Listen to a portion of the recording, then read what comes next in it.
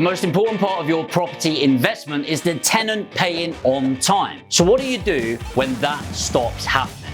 That's exactly what I'm going to be covering in today's video.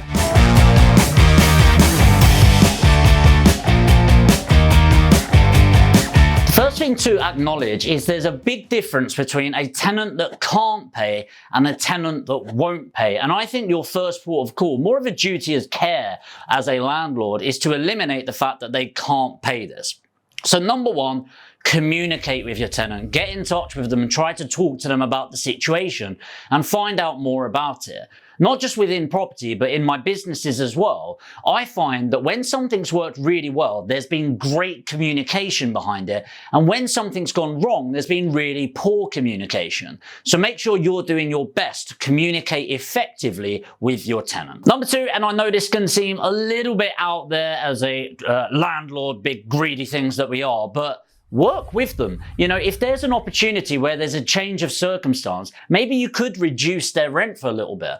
Now, I'm not saying I would do this in the first 3 months or so of having the tenant, but we've had tenants for years since we bought the properties, and people have a change of circumstances. I think it's a decent thing to do. You know, if somebody's got a little bit of a going on, change of job, change of circumstances, and maybe they can afford 50, 60, 75 quid less for the next 6 months whilst they're sorting that out. Personally, I'd be willing to help a tenant out as long as they were in good communication with that, and then maybe we can have an agreement where they're going to pay that back and chip away at it over the long term once their situation has recovered. Number three is housing benefit. So a lot of people don't like DSS, or what is known as LHA tenants, our local housing authority, but honestly there's no difference. It's kind of like, you know, we all go through these situations from time to time, and I think there's nothing negative about going on the dole, claiming housing benefit whatsoever. My mindset has always been, if I ever needed to go on benefits, I absolutely would.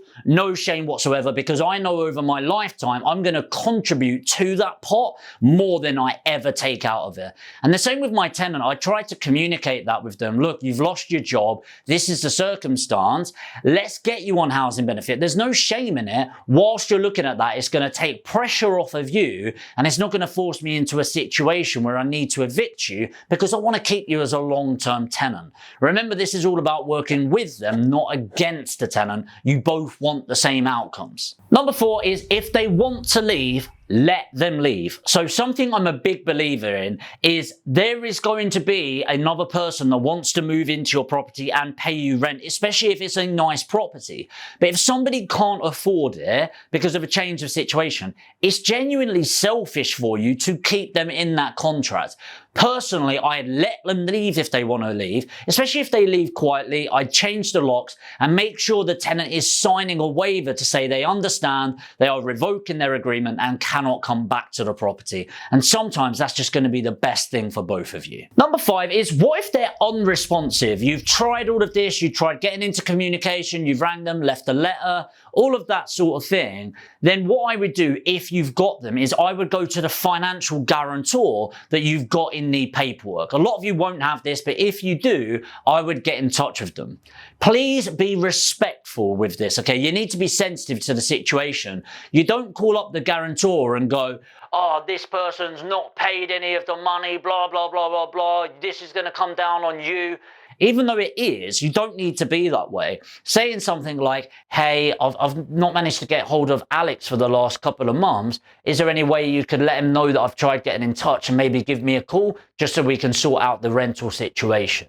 Okay, you can be sensitive around that. Remember, you're working together. They want to keep their home and you want to get paid for it. You're not against each other in this situation. If for whatever reason they don't get in touch after that, or indeed they refuse to leave, what you can do is issue something either called a Section 8 or a Section 21. Situation 1 is you're still within the contract. So often with an AST or an assured short hold tenancy, you'll have a minimum of 6 months or 12 months. But let's say it's 6 months and you're on on month 3, they just haven't paid, they're not getting in touch with you, you can issue a Section 8. And what happens on a Section 8 is you are kicking out the tenant, and there's a list of reasons that you will pick. And this particular reason, not paying, is a mandatory obligation. What this means is the court has to grant you to evict that tenant, and after you start that eviction process. If it's out of the 6-month process, you can issue a Section 21. This is where you don't need any reason at all to evict the tenant. So a lot of people, let's say for example you're in month 5, instead of issuing the Section 8, what a lot of people will do is wait until the end of the 6 month and 1 day, so you're outside of the contract, and issue a Section 21. Same sort of procedure, it just can't be rejected, or it's very unlikely to be rejected by the courts. It's worth noting, by the way, that the courts will always take account of your behavior before the process. So at the end of this, most tenants, once you issue a Section 21 or Section 8, will actually just move out.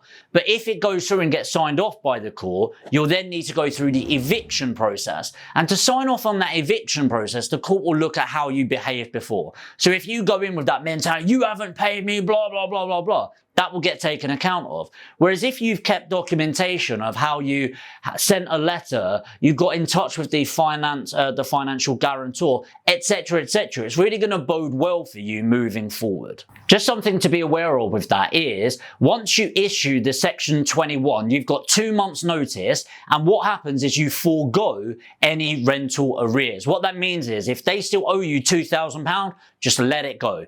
Personally, by the way, both from a financial point of view and the emotional drain of chasing people like that, I just prefer to let it go and focus on somebody that genuinely wants to get value, make your house into their home, so that you can move forward and make some money in return. The final thing that you need to do is let DPS know about this. Is the Deposit Protection Scheme, or whoever you've got it lodged with. Show proof that you are in arrears, and this is the exact sort of thing that the deposit can be used for, and they should return that to you and let you keep it.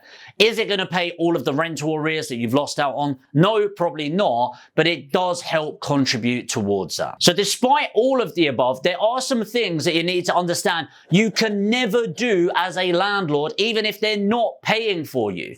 Number 1 is you cannot enter the property without their permission. Whilst it's your house, it's their home, and what they are allowed by law is something called quiet enjoyment. I know that sounds weird, but essentially you can't just go banging on the door and harassing them. It's not your home, it's just your asset. They are completely different things. Number 2 is you can't forcibly remove them. Trust me, sometimes I really want to do that to some of my tenants that aren't paying, but ultimately, like I said, it's your house, their home, and there are laws around that. No matter how frustrating it can get or how much it can hurt you sometimes, you need to trust in the law and the Section 21, Section 20, Section 8, and the eviction notice to help get them out. Number 3, you cannot change the locks on them. The reason I'm smiling there is just thinking about a story where somebody actually did that, and the tenant came back with all of the bags to get in the property with the kids and all of that sort of thing.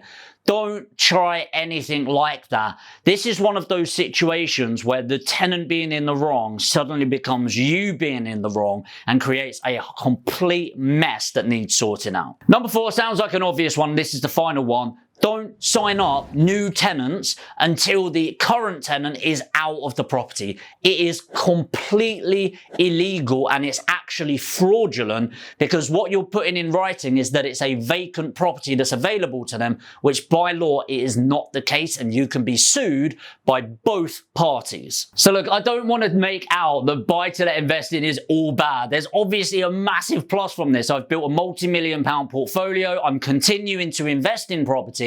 But what I like is to share what you need to know, not just what you want to know. And not everything is glorified and roses and making the money. Sometimes you need to deal with these situations. But if you get a great letting management in place, you do correct vetting on your tenants, and you make sure you've got a great relationship and you're looking to exchange that value, you shouldn't have these problems come up. But hey, if you have come up with this, let me know in the comments what you did to deal with it and how you overcome the problem to make sure your liability becomes an asset again. If you got value from this video, make sure to hit the like button. And of course, if you're new to the channel and you want to learn more about property investing, make sure to hit the subscribe button and the notification bell, and I'll see you in the next video.